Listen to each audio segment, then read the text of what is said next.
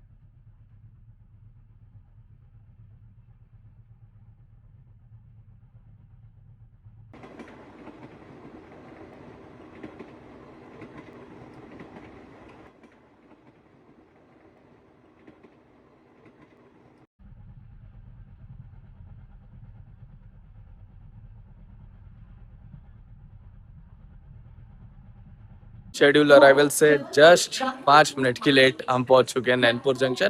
क्या आपको पता है नैनपुर जंक्शन एक टाइम पे एशिया का सबसे बड़ा नैरो गेज का जंक्शन हुआ करता था, बट अब नहीं रहा। ब्रॉड गेज में बहुत अच्छी कनेक्टिविटी देता है ये। गोंदिया से लेके जबलपुर के बीच में काफी सारी ट्रेन यहाँ पे आके हॉल्ट करती है।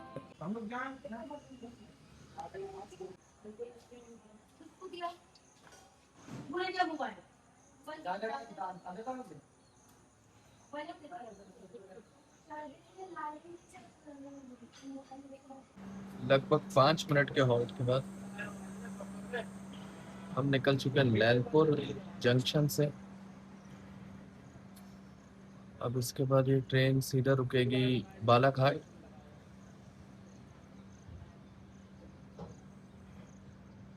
फिर गोंदिया होते हुए ये राजनांदगांव डोंगरगढ़ के रास्ते रायपुर तक जाती है। टोटल ये ट्रेन 408 किलोमीटर का डिस्टेंस ट्रेवल करती है 7 घंटे 50 मिनट में। बारिश के टाइम पे नैनपुर जंक्शन बहुत ज्यादा हरियाली से भरा हुआ है, काफी ग्रीनरी है आसपास में। और ये पूरा रूट बहुत प्यारा लगता है बारिश के टाइम पे।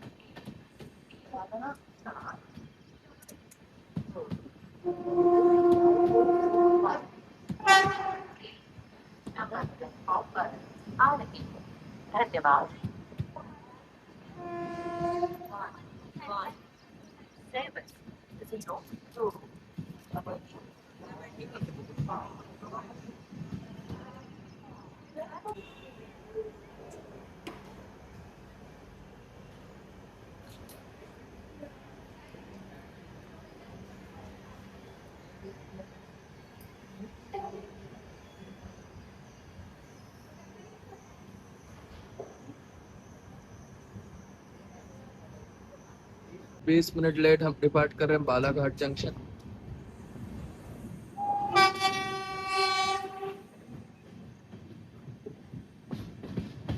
अब बालाघाट के बाद में इस ट्रेन का सीधा हॉल्ट है गोंदिया जंक्शन पे।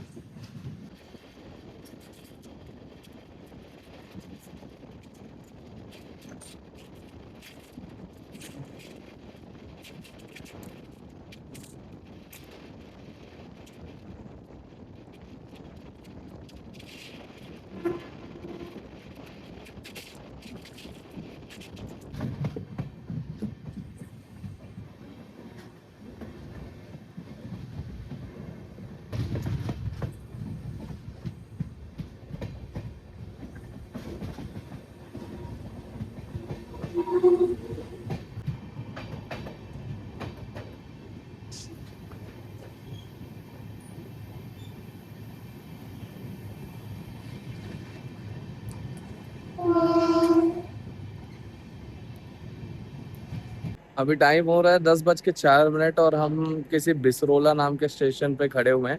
ऑन द वे है, बस गोंदिया आने वाला है। बहुत सही टेम्परेचर हो रखा है, पीछे बारिश हो रही है और प्लेटफॉर्म भी बहुत ग्रीनरी के बीच में बसा हुआ। बहुत सही टेम्परेचर हो रखा है।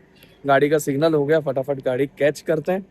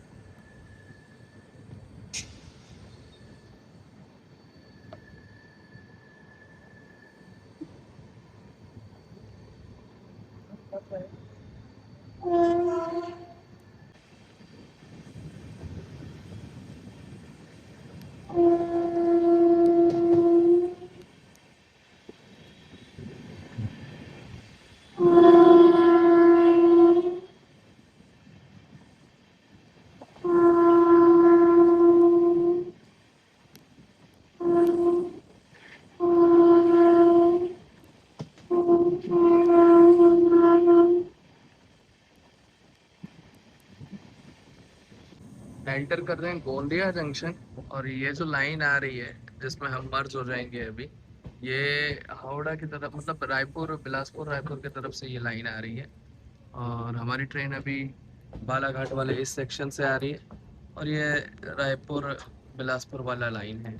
हमारी ट्रेन इसमें मर्ज होके और फिर एक रिवर्सल हो जाएगा।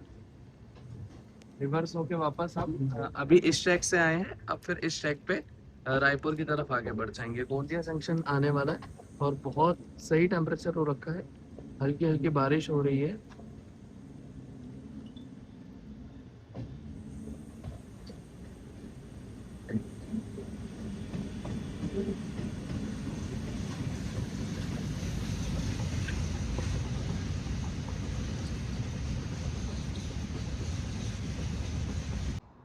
जंक्शन पर रिटायरिंग रूम अवेलेबल है। स्टेशन के बाहर ही दिख गया। एंटर कर रहे हैं गोंदिया जंक्शन में 10:27 पर। आई थिंक 10 मिनट का डिले है। यहाँ पे 20 मिनट का हॉल्ट है ट्रेन का,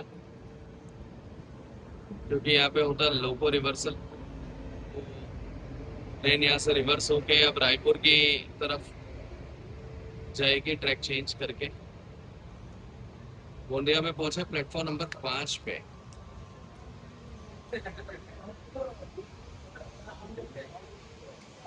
पहुंच गए हैं गोंदिया जंक्शन। 10:32 हो रहे हैं अभी। 20 मिनट का स्टॉप है। देखते हैं लोगो डिटैच कैसे होता है। ट्राई करते हैं आगे तक जाने का। मेरा कोच अभी तक मतलब आगे की साइड था, अब रायपुर जाते समय वो पीछे की साइड हो जाएगा। गोंदिया जंक्शन, यहाँ पे गरम गरम समोसे दाल बड़े मिल रहे हैं।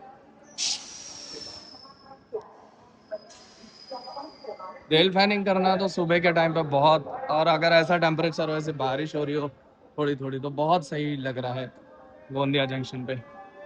इसके जनरल कोचेस ऑलमोस्ट सारे ही खाली पड़े हैं, सब सोते हुए जा रहे हैं जनरल कोचेस में। जनरल कोचेस भी खाली हैं इस ट्रेन के।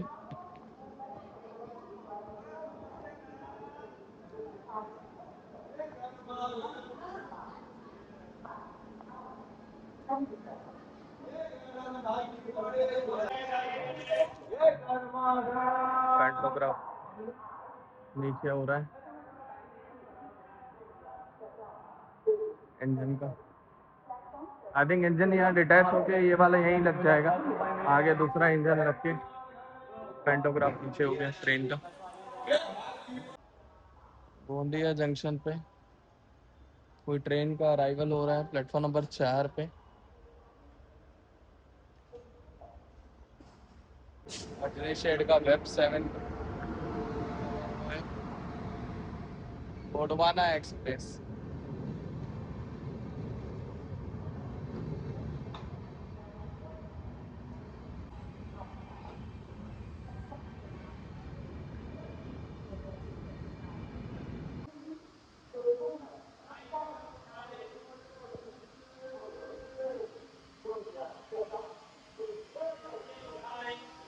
अभी ट्राई कर रहे हैं भाजी वड़े और समोसे गोंदिया जंक्शन पे। सच में टेस्टी है। यहाँ का स्टेशन का ही वेंडर था, बोला खाने बाद पैसा देना, और सच में भी टेस्ट इसका बहुत प्यारा है।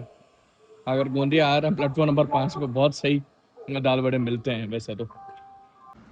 बिलासपुर नागपुर वंदे भारत का डिपार्चर गोंदिया जंक्शन से 10:47 पे।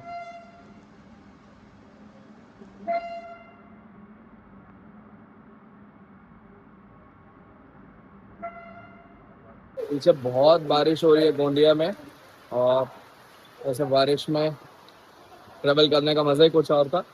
ये भैया ने मुझे समोसे दिए थे और बोले थे समोसे बहुत अच्छे लगेंगे, और सच में भी अच्छे लगे थे। अगर आप गोंदिया जंक्शन आ रहे हैं प्लेटफॉर्म नंबर 5 पे, भैया मिलते हैं तो डेफिनेटली आप समोसे ट्राई कीजिएगा। बहुत सही समोसे थे, और इतने अच्छे टेम्परेचर पे इतने अच्छे मौसम में ऐसे समोसे, मजे आ गए। अभी जस्ट वंदे भारत की क्रॉसिंग हुई है। यहाँ 20 मिनट का स्टॉप है इस ट्रेन का। जैसा मैंने बताया, वो लोको पीछे का पीछे ही है, वो डिटैच होके आगे नहीं जाता है। आगे दूसरा लोको अटैच हो जाता है और वो इस ट्रेन को लीड करता है। अभी तक सिग्नल हुआ नहीं है। फाइनली 11 बजे हमारा डिपार्चर हो गया गोंदिया जंक्शन से।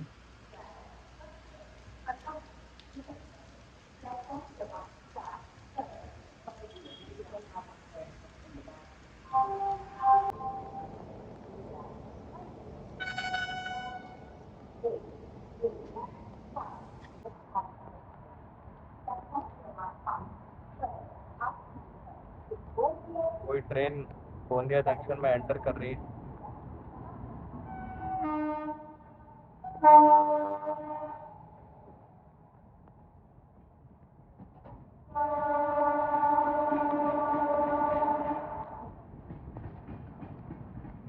ये गीतांजलि एक्सप्रेस है जो गोंदिया जंक्शन में एंटर कर रही है। आई थिंक ये 5 या 6 घंटे लेट आई है गोंदिया जंक्शन। इसका टाइम सुबह 6 बजे का है गोंदिया जंक्शन का। 6 घंटे डिले ये गोंदिया जंक्शन में एंटर कर रही है। ये रायपुर से निकलती है रात को 2:30 बजे समथिंग में, और 5:30 बजे के लगभग 5:30-6 बजे ये गोंदिया पहुंचा देती है। एग्जैक्ट टाइमिंग मुझे याद नहीं, बट हाँ अप्रोक्सीमेटली इतने ही बजे आती है। बट आज ये इतना लेट आई है।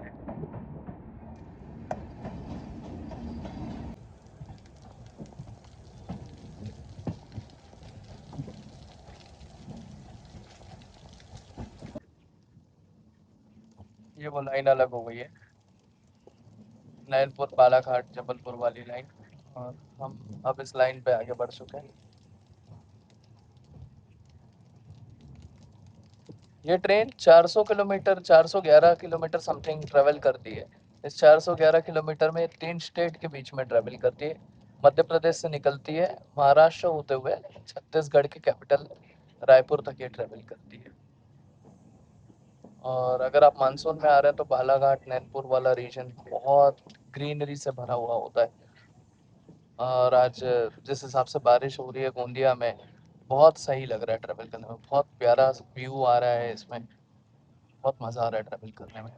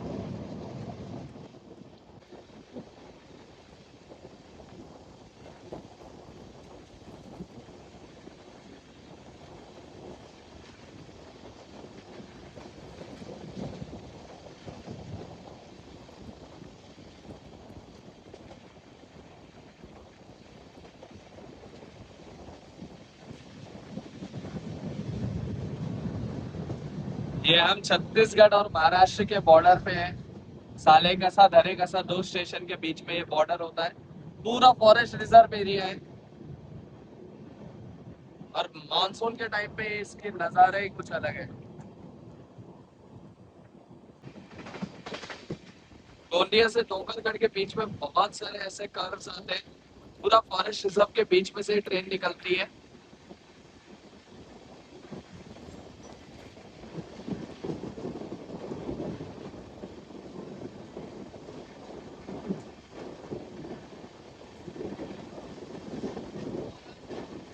सामने से एक ट्रेन भी आ रही है।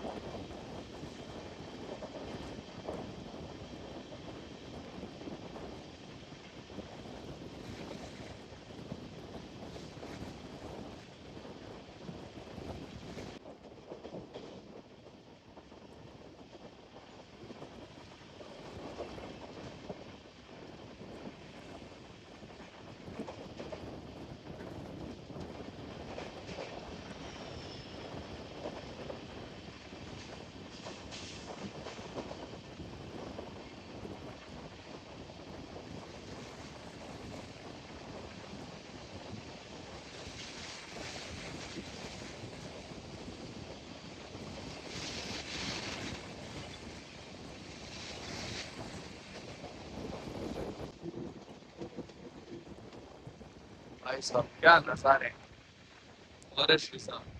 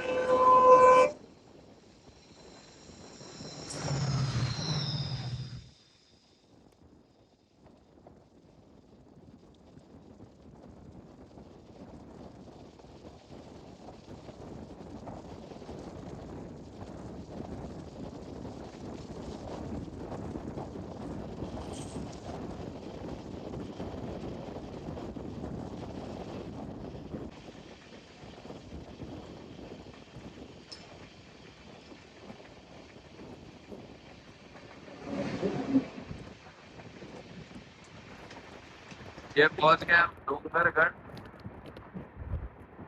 के ऊपर मंदिर है, माता जी का मंदिर है डोंगरगढ़ में ऊपर में। अभी स्टेशन आएगा। पहाड़ पे जो मंदिर है वो यहाँ से विजिबल होता है ऑलमोस्ट, चारों साइड से वो विजिबल होता है। डोंगरगढ़ क्रॉस करने बाद भी मंदिर विजिबल होता है।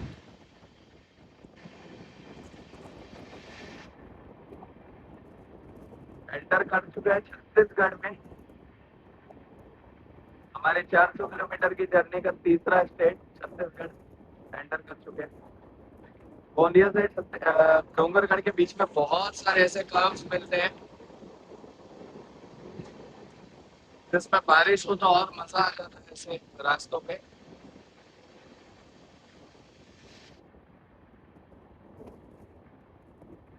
और क्या Dongargarh station.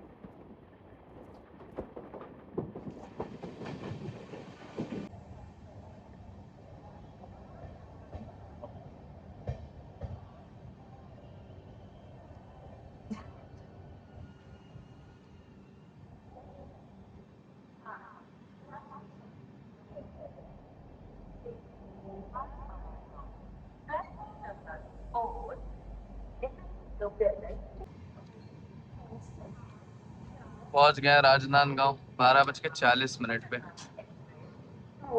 Number platform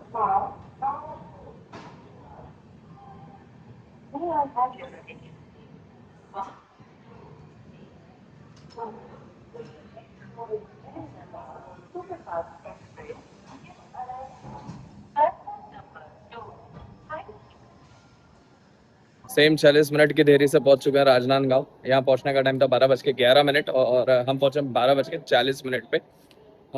almost शायद रायपुर भी हम 40 मिनट डिले ही पहुंचेंगे। राजनांदगांव भी छत्तीसगढ़ में ही आता है और यहाँ पे भी कुछ ना कुछ रेनोवेशन के काम चल ही रहे हैं।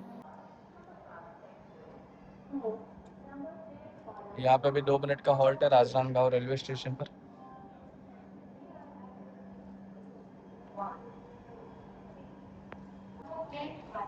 2 मिनट रुकने के बाद ट्रेन निकल चुके हैं राजनांदगांव से। गोंदिया साइड बहुत ज्यादा बारिश थी और डोंगरगढ़ आए आए तक बारिश बंद हो गई पूरी तरह से।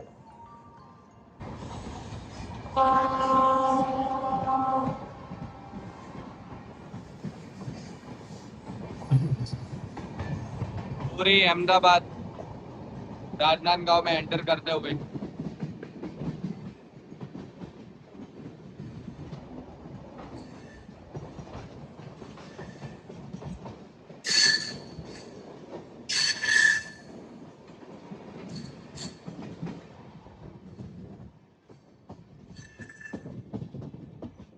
तेरह मिनट के डिले से हम पहुंच चुके हैं दुर्ग जंक्शन। ये हमारा last stop, second last stop है। इसके बाद में डेस्टिनेशन में पहुंच जाएंगे रायपुर जंक्शन। दुर्ग भी एक जंक्शन है। यहाँ से एक जो लाइन है वो मुंबई हावड़ा मेन लाइन है, और एक दिल रह जा करके कोई स्टेशन के लिए लाइन यहाँ से अलग होती है। भिलाई स्टील प्लांट भी दुर्ग से बहुत ही पास में है, मोस्टली 10-12 किलोमीटर का है भिलाई स्टील प्लांट। तो दुर्ग इसके लिए भी बहुत ज़्यादा फेमस है। हार्डली 30 से 40 किलोमीटर की जर्नी बची है फाइनल डेस्टिनेशन पहुंचने में, रायपुर जंक्शन पहुंचने में। मेरे हिसाब से वो 10-15 मिनट लेट ही पहुंचेगी ट्रेन। ऑलमोस्ट कवर हो चुका है, ज़्यादा लेट नहीं है। जितनी बारिश हो रही थी वो सिर्फ गोंदिया तक हो रही थी। गोंदिया और फिर डोंगरगढ़ के बाद में बारिश बहुत ही कम हो गई। मतलब दुर्ग में काफ़ी बादल हो रखे हैं बट बारिश नहीं है। जनरल डब्बे ट्रेन की अभी भी खाली है ऑलमोस्ट। ये ट्रेन में आपको करंट अवेलेबल भी मिल जाएगा। जनरल से आना, आप जनरल से भी आ सकते हो। एज सच कोई रश नहीं होता इस ट्रेन में ज़्यादा।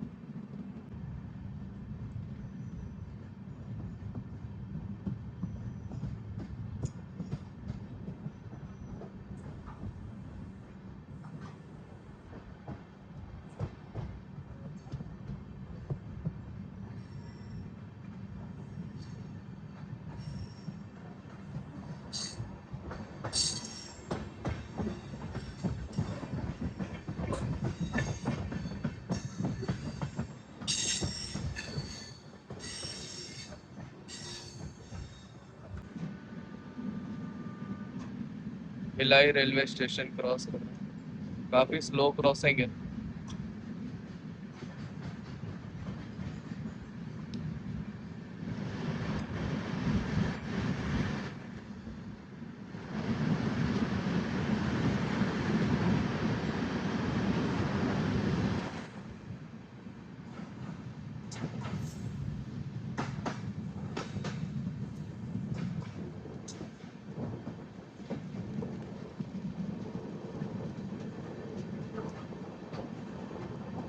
बहुत बढ़िया कर्व है भिलाई रेलवे स्टेशन पे।